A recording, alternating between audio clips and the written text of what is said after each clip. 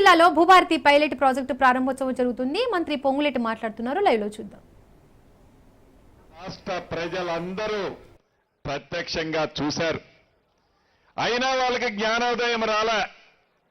2 పర్యాయాలు చెంప చెల్లుమనేటట్టు తెలంగాణ ప్రజలు తీర్పు ఇచ్చినా వారు ఏం తప్పు చేశారో, ధరణిలో ఏమి తప్పులున్నాయో అనేది గ్రహించకుండా ప్రతిపక్షంలో ఉన్నావు కాబట్టి ఏది పడితే అది మాట్లాడతామని, మాట్లాడితే చెల్లుద్దని వారు అనుకున్నారే తప్ప వారు చేసిన తప్పుని గ్రహించకపోవటం నిజంగా దురదృష్టకరం.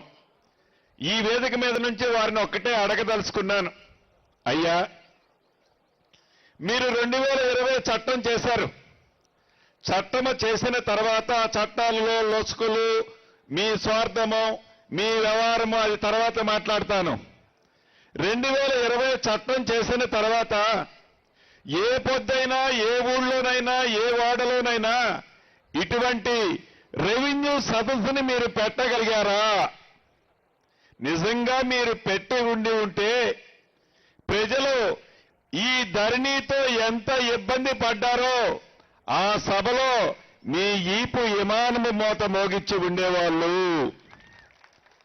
అంటే కనీసం ప్రజా దర్బారు రెవెన్యూను గురించి రెవెన్యూ సదస్సును కూడా పెట్టలేని ఒక చట్టాన్ని చేశామని ఒప్పుకోకుండా ఇంకా నోరడ్డం వేసుకొని నోరుంది కదా అని ఏది పడితే అది మాట్లాడితే తెలంగాణ ప్రజలు, ముఖ్యంగా ఇందిరమ్మ ప్రభుత్వాన్ని ఆశించిన ప్రజలు మిమ్మల్ని ఎప్పటికీ క్షమించరని తెలియజేసుకుంటున్నాను.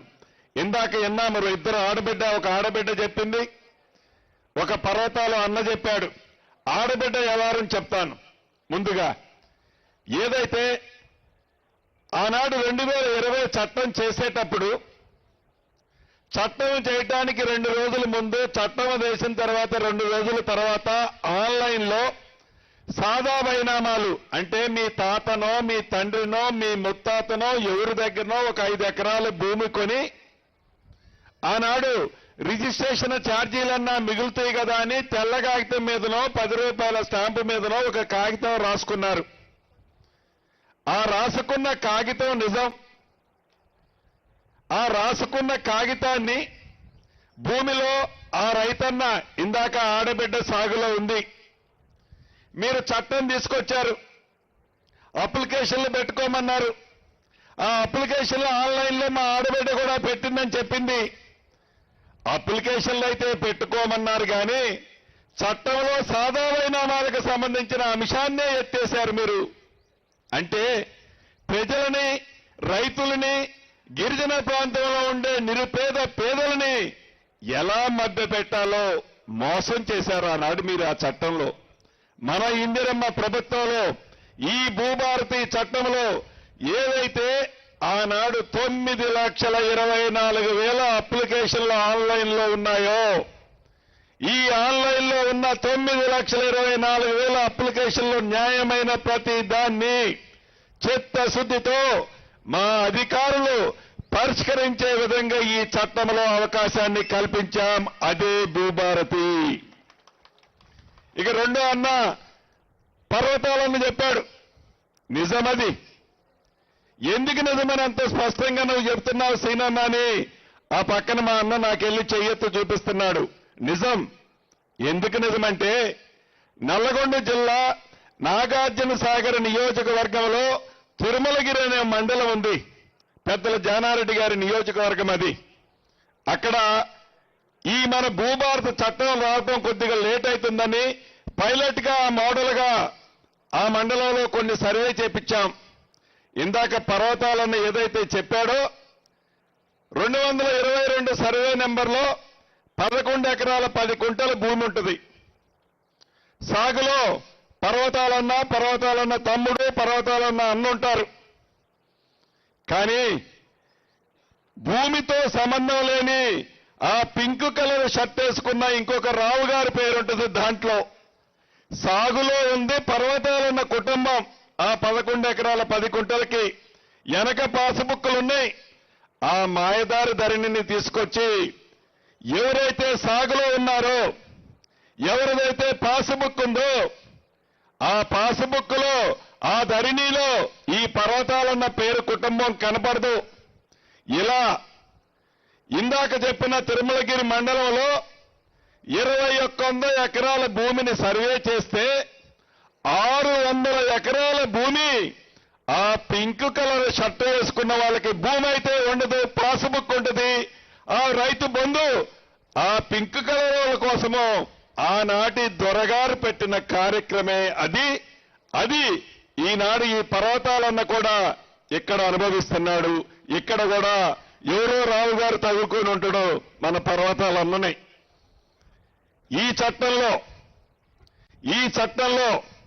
ఎవరైతే పొజిషన్లో ఉన్నారో, ఎవరి పొజిషన్లో ఉందో ఆ పొజిషన్లో ఉన్న వారికే పాస్బుక్ ఇచ్చే అవకాశాన్ని ఈ చట్టంలో కల్పించాము.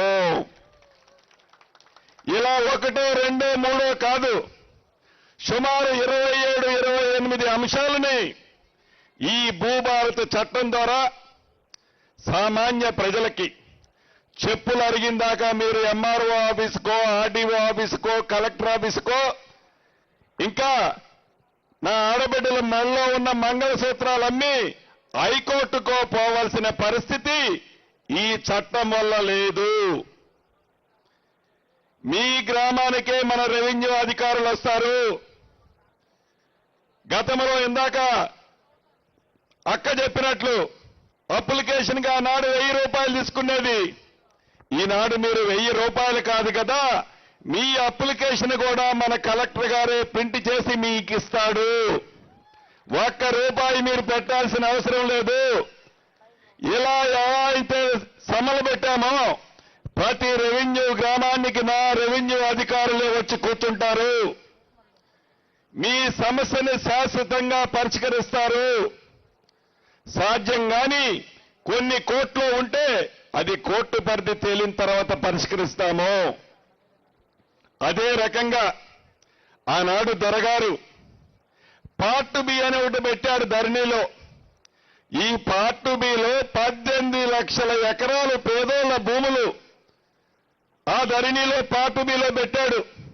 ఎవడైతే వచ్చి కలుస్తాడో ఆ కలిసినోడిదే ఆ పార్ట్ బి నుంచి బయటికి తీస్తాడు. కానీ ఏదైతే ఈ 18 లక్షల పార్ట్ బిలో ఉన్న భూముల్లో పేదవాళ్ల భూములు 6 నుంచి 6.5 లక్షల ఎకరాలున్నాయి. ఆ భూములని ఈ భూభారతి స్కీము ద్వారా, ఈ భూభారతి 2025 చట్టము ద్వారా తప్పకుండా పరిష్కారం ఈనాడు కనుగోబడుద్ది. అంతేకాదు, అర్ధరాత్రి ఆనాటి దొరగారికి మైండ్లోకి ఒక ఆలోచన వచ్చింది. ఎవరో ఒక విలేజ్ సెక్రటరీ, విలేజ్ విఆర్ఓ మాట వినలేదని వారు చెప్పిన వారికి ఆ భూమి బదలాయించలేదని వారికి అర్ధరాత్రి వారి మనసులో తోచింది ఏదైతే ఉందో దాన్ని దృష్టిలో పెట్టుకొని సుమారు 23,000 మంది విఆర్ఓ వ్యవస్థని అర్ధరాత్రి రద్దు చేసి నడి రోడ్డు మీద ఆనాడు ఆ దొరవారు పడేశాడు. మీరు ఒక్క నిమిషం ఆలోచించండి. ప్రతి గ్రామంలో ప్రైవేటు భూములతో పాటు గవర్నమెంట్ భూములు ఉంటాయి. అది రెవెన్యూ భూములు కావచ్చు, దేవాదాయ భూములు కావచ్చు, వక్ఫ్ బోర్డు భూములు కావచ్చు, ఆనుకొని ఉన్న ఫారెస్ట్ భూములు కావచ్చు. ఈ ప్రభుత్వ భూములు కాపాడటానికి ఈనాడు నావాడు నాదుడు అనేవాడు గ్రామంలో ఒకటి ఉండటం అవసరమా కాదా అనేది ఆనాటి దొరవారికి కనీసం ఈ జ్ఞత జ్ఞానం కూడా లేకపోయా. ఈనాడు మన ఇందిరమ్మ ప్రభుత్వంలో పేదవాడికి అండగా ఉండటానికి, పేదవాడికి రెవెన్యూ సమస్య వస్తే ఆ గ్రామంలో చెప్పట్టుకోవడానికి 10,956 రెవెన్యూ గ్రామాలలో మొదటి విడతలో 6,000 పై మందిని నియమించడానికి ఆల్రెడీ నిర్ణయం తీసుకున్నాం. రాబోయే నెల అంటే ఇంకొక 10-15 రోజుల్లో మీ గ్రామాలకి రెవెన్యూ అధికారులు కూడా వస్తున్నారు. అంతేకాదు, అసలు ఈ పంచాయతీలన్నిటికీ కారణం ఏంటయ్యా? భూములు సరిగ్గా పాస్బుక్ ఉంటుంది, భూమి ఉండదు, భూమి ఉంటుంది, పాస్బుక్ ఉండదు, లేకుంటే పేర్లు తప్పుంటాయి. ఇంటి పేరు బదులు సీతారామ, ఇంటి పేరు బదులు సీత అని పడితే అది ఒక బూతు. ఇలా ఈ బూతులని అడ్డం పెట్టుకొని మేమే ఈ పని చేస్తున్నామని ఆ పింకు కలర్ వారు ఏదైతే తాపత్రయపడుతూ ఏదైతే అద్భుతమైన చట్టాన్ని చేశామని ఒక చట్టం చేస్తే ఆ చట్టము ప్రజలకు ఉపయోగపడేదానిలాగా, పేదవాడికి ఉపయోగపడేదానిలాగా, ఆ చట్టము పేదోడికి ఒక చుట్టంలాగా ఉంటుంది. ఆ చట్టము చేస్తే ఒక 50 ఏళ్ళలో 70 ఏళ్ళలో ఉంటుంది ఆ చట్టం.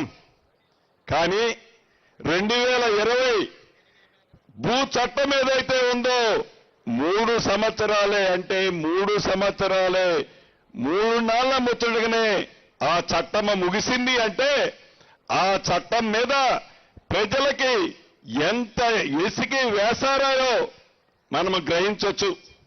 మనం పల్లెటూళ్ళలో అనుకుంటుంటాం, ఏదైనా కొండ నాలకేస్తే మందు ఏమంటారు? ఆ మందు వేసేది ఎందుకు?